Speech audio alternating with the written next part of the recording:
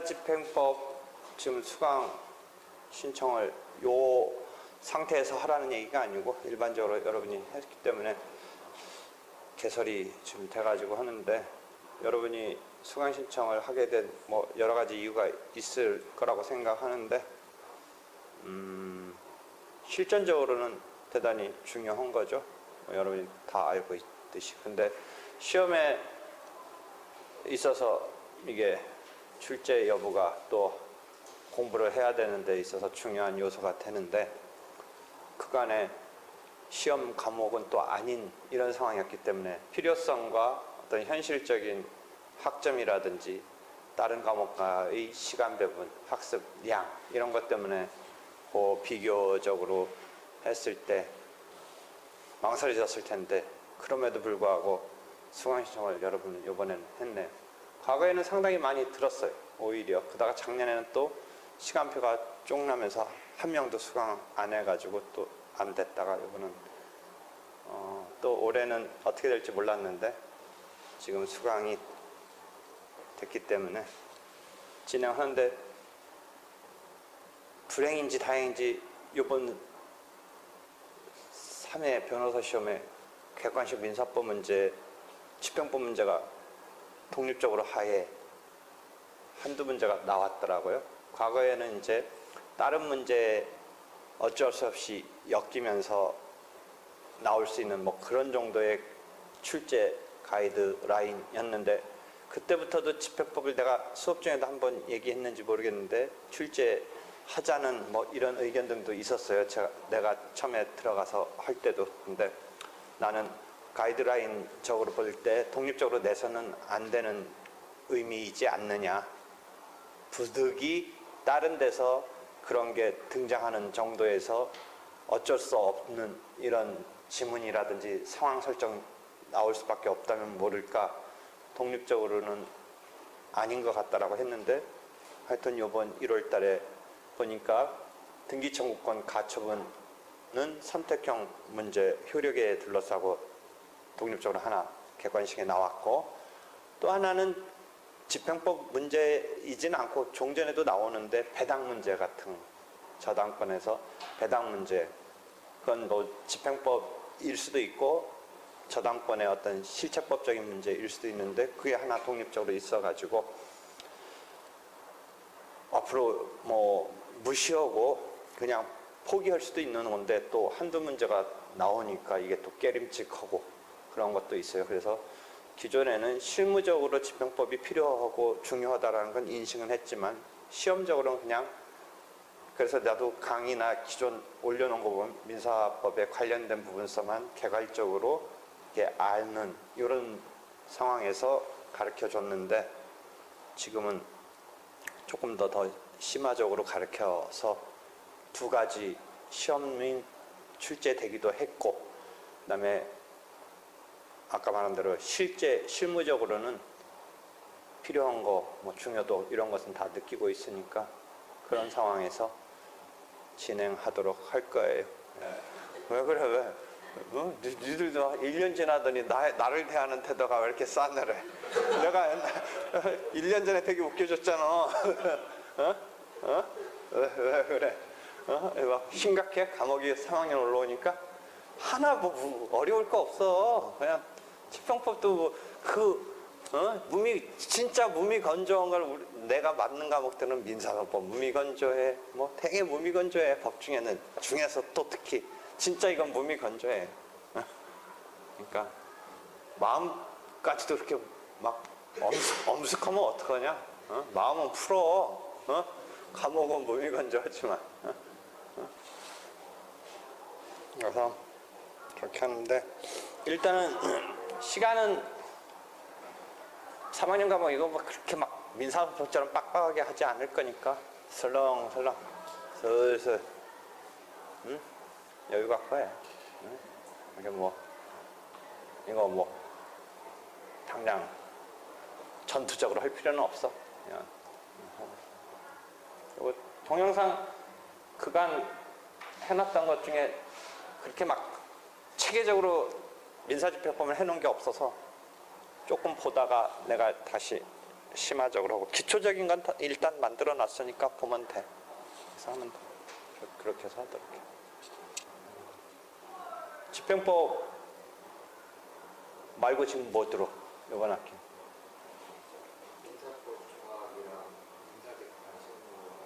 온통 막 그냥 온통 그냥 실전적이네.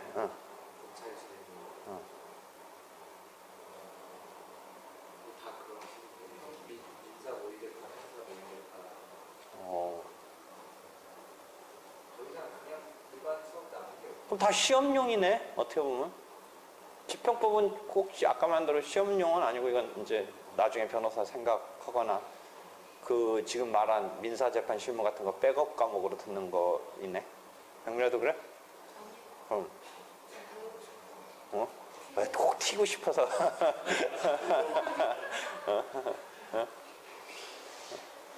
하여튼 집행법은 아까 말한 대로 출제 범위에서 가이드라인 상은 완벽하게 출제 범위에 독립적으로 들어가는 것은 아니시긴데 하여튼 현실은 집행법을 강조하는 사람이 자꾸 그런 말을 하더라고. 지문에 넣어야 된다고. 그래가지고 나 때도 넣을까 말까 하다가 나는 그냥 원래 지침 의미는 그런 건 아니다 뭐 이런 식으로 했는데 하여튼 이번 3회 시험에는 독립적으로도 나왔기 때문에 그런 거 이해를 하고 그다음에 그간에도 집행법은 추심명령, 전부명령 그 다음에 가압류 정도는 개념과 효력 정도는 알고 있었어야 돼. 그래서 그간 그런 정도는 가르쳐 줬었어. 뭐 기록형에서도 나오고 요건사실 뭐 민사법 전체 뭐 이런 데서 사례형에서도 나오고 했기 때문에 그런 점에서는 필요했었던 거고 하니까 잘 앞으로 해보도록 하도록 하고 그다음에 여러분 여기 오늘 왔으니까 지금 어떻게 할 건지에 대한 거는 동영상도 봐가면서 조금 더 개괄적으로 했던 걸 조금 더 이제 심화적으로 할 거긴 한데 그러니까 자기가 생각했던 방향하고 지금 아닌 듯해서 아닐 거면 또 좀 이따 말해서 수량을 맞추도록 하고 여러 가지 그다음에 집행법 말고라도 지금 민사구제법이라고 해서 절차법적으로 민사법에 해당하는 영역이라고 볼 수 있는 것 등이 강의가 올라가 있으니까 들어가서 보면 돼. 민사집행의 기본에 대해서 여기에도 민사집행법이 좀 개론적인 게 쭉 있고 민사구제법에 가도 좀 있어. 민사구제법 과목 가도 민사구제법에서 내가 할게. 민사구제법도 책 해놨니? 해놨네. 뭐 이렇게 내 거 와그닥닥 듣냐? 여기. 뭔가 이렇게 안 하면 나한테 혼날 것 같지? 핸드폰으로 들어보고 싶었는데 핸드폰으로 이건 민사구제법은 대충 해봐. 근데 그 블랙보드 그걸 예전에 해놨을 때 문제는 배속이 안 돼서 이건 배속이 거기서는 안 돼? 내가 왜 이거까지 지금 기존의 로 아카데미에서 이쪽으로까지 다시 하고 있냐면 로 아카데미 거는 배속이 안 돼서 불편해 하더라고. 용량을 충분히 쓰기에는 막 비용이 너무 많이 들어가지고 이걸 올리는 게 상당히 여러 가지 그런 비용적인 게 있어서 분산이 되어 있어 아직. 근데 로 아카데미는 완전히 어플로도 돼. 그다음에 지금 요런 식으로 나가는 건 내가 웹 모바일로도 할 수 있겠는데 지금 그 뷰어가 안 된다는 거인 것 같으네. 여기도 민사구제절차법은 어디가 지금 이 민사구제법은 여러 가지 여러분이 민사소송이나 민사법에서 좀 잘 안 보던 부분 등을 가르쳐 준 거야.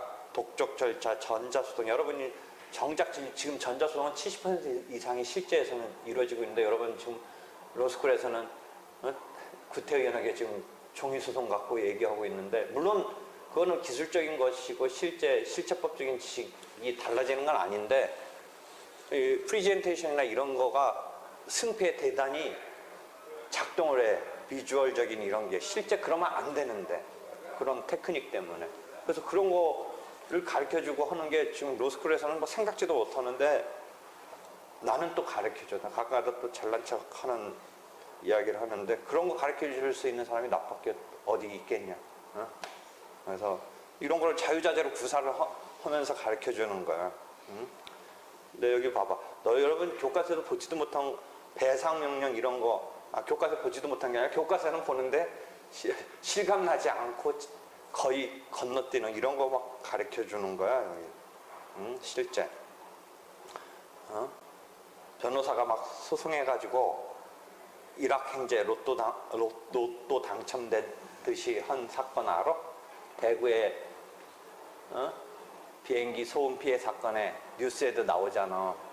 그런 뭐 그런 거 재미난 거 같은 거 실전적인 거 해. 여러분이 배상 명령 같은 거는 막 이 학생이 무슨 사기 당해가지고 돈 입금했다가 돈 갖고 뭐 상품은 보내주지도 않고 도망가가지고 하는데 그거 어떻게 하냐. 그러니까 여러분 여태 배울 때는 아이고 그거 어떻게 하겠냐 뭐 그냥 떼인 거지 하고 뭐 그렇지 않으면 뭐 부당이득이라든지 사기로 손해배상이라든지 이런 생각하는데 나도 잘 안 보고 넘어가는데 그 실전적으로 했었으면 그 감각이 있었을 텐데 나도 한 번도 교과서적으로만 이제 언제부터는 생각했는데 하등 뭐 그렇게 해야 되나 참 귀찮게 됐겠구나 하는데 요 사기친 것 때문에 구속돼서 형사적으로 문제되니까 또 거기다 그냥 배상명령을 신청하면 간편해지는 거야. 그냥 그 형사적인 유죄를 인정하면서 그 형사적인 유죄를 인정하다 보면 편취했다 뭐 이런 사실이 확정이 되잖아. 그럼 거기서 곧바로 그냥 그 편취된 금액 줘라라고 신청하면 배상명령이 내려지는 거야. 그러니까 형사소송에다 민사소송에 강의한 짝뭉식을 하는 거야. 여러분 교과서 다 있는데 전혀 뭐 생각지도 않고 있었던 건데 그런 거 같은 게 지금 수업 시간에 뭐 사례를 너 혹시 뭐 억울한 일 당한 거 없냐 막 이렇게 물어봤더니 그런 게 나오더라고. 그래서 배상명령을 좀 수업 진행하면서 신청해서 받아냈어. 그래가지고 수업 그 과정이 다 나와. 학생이 해가지고 그래가지고 너 나중에 그 사람한테 보복당하면 어떠냐 뭐 이런 얘기 저런 얘기 다 나와. 그래가지고 익명으로 모자이크 처리해주고 뭐 이런 거죠. 그런데 그 배상명령 받았는데 그 다음 문제는 또 뭐야. 그래서 깜빡해서 그 배상명령까지는 받아냈어. 이제 판결에 해당하는 걸 받았는데 사실상 또 그 손에 져줘야 되잖아. 손에 져줘야 되는데 이제 집행을 해야지. 그럼 그 뒤부터 이제 그 배상명령이 강제 집행을 할 수 있는 집행권한이 되는 거지. 다만 배상명령은 정식의 재판 절차로 취득하는 판결문 집행권을 취득하는 것보다는 그냥 별도의 절차 없이 그다음에 그 인지대 같은 것도 없어. 그냥 형사재판 하고 있는 데다 배상명령 딱 신청하면 거기서 유죄로 인정되는 이런 상황에서 얼마 편취하고 이런 게 이제 범죄 사실로 드러나니까 그것에 따라서 갚아라. 그거 돌려줘라. 이런 판결문에 해당하는 배상명령에 따른 신청에 따른 배상하라라는 명령이 내려지는 거야.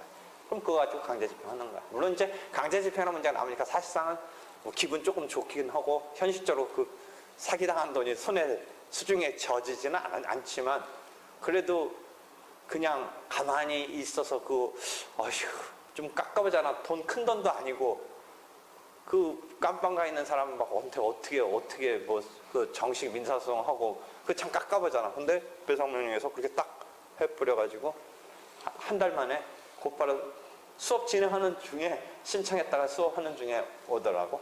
그래서 뭐 그런 것 때문에 많이 나와. 여러분 교과서도 본데 그다음에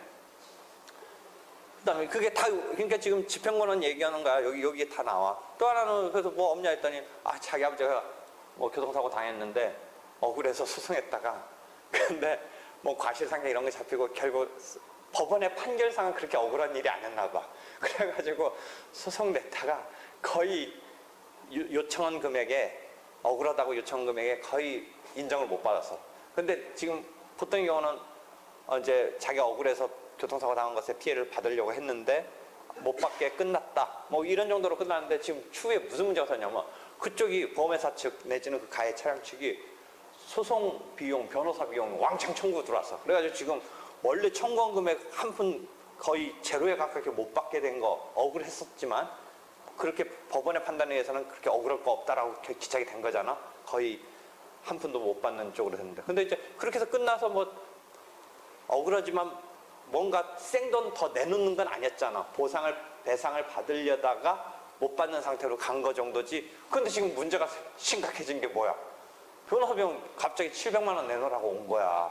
지금 생돈을 이제 거꾸로 내놓게 생긴 거야. 그 이전에는 억울하다고 소송 냈다가 억울한 게 안 받아들여지면서 그냥 거의 플러스적인 거로 못 가고 제로 정도로 끝났다라고 볼 수 있는데 이게 지금 제로로 끝난 게 아니고 마이너스 700만 원을 생으로 내놓게 생긴 거야. 그러니까 갑자기 소송 비용 이런 거, 이런 거. 그래서 소송 비용의 그 확장, 그쪽 입장에서 보면 소송 비용의 확장 때문에 그게 집행권에서 들어오는 거야. 그런데 이거 어떡하냐고 그러더라. 그러니까 보니까 예컨대 어느 정도밖에 못 인정받았냐면 한 30%밖에 못 인정받았어. 원래 억울하다고 해서 100을 청구한 것에, 그러니까 100이라는 해당하는 금액에 청구했는데 뭐 인정 안 되고 본인도 좀 잘못하고 해서 한 30%밖에 안 인정받은 거야. 그러니까 70%가 진 건데 그거에 비해서 변호사 비용이 그 정도가 나온 거야. 그래가지고 그거 갖고 왔는데 일단 그거는 물어줘야 되는 건데 가만히 생각하니까 여러분 또 생각해봐. 이쪽도 30% 이긴 거잖아. 30%는. 그렇지. 완전히 진 건 아니거든. 30% 이기니까 이 소송 비용은 어떻게 할 것 같아? 그런 거 되게 실무적인 건데. 그게 거기서 상계적인 처리를 해, 나중에.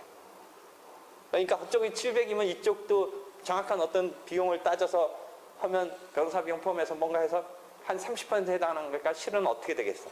상계되면 한 뭐 70%는 줘야 되고 30%는 받아야 되니까 그걸 뭐 줄 거 주고 너도 내놓으라기보다는 어떻게 처리하겠어? 계산상은 70하고 30하고 이렇게 상계 처리하면 얼마 뭐 40% 산수적으로 그렇게 되는지 뭔지는 모르지만 한 그런 정도로는 주는 것으로 기착이 되겠지.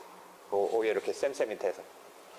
그러니까 여러분이 지금 교과서에서 이렇게 했던 거 막 이런 거 여기서 막 다 이런 시험 이런 거 할 때 잘 못 보던 게 막 실제 막 튀어나오더라. 구제법 수업 등에서 생각지도 않은 막 그 공부가 되는 이런 게 있길래 여러분 용도의 수업을 펼쳤던 건 아니었는데 올려놔준 거야. 봐봐. 되게 여러분이 그냥 교과서 시험적으로 안 보던 그런 것 등이 실제 재밌게 펼쳐지고 있어. 그래서 항상 내 수업은 사례 위주 같은 것으로 진행되니까 사례로 쭉 돼 있어. 근데 여기에도 그래서 할 수 없이가 아니라 그 구제 절차라는 과목의 취지상 뒤에 과목은 파산도 좀 설명해주고 집행법도 설명을 해줬어. 그래서 언제부터 한 12회차부터 집행 얘기가 쭉 나와. 구제를 받기 위해서. 그다음에 마지막 15회차는 파산도 잠깐 언급하고 있어. 인사집행에 대한 것도 있으니까 한번 보도록 하면 돼요. 그래서 이렇게 하고 오늘은 다시 돌아가서 민사집행의 의 부분만 한번 첫날이니까 잠깐 보도록 해요.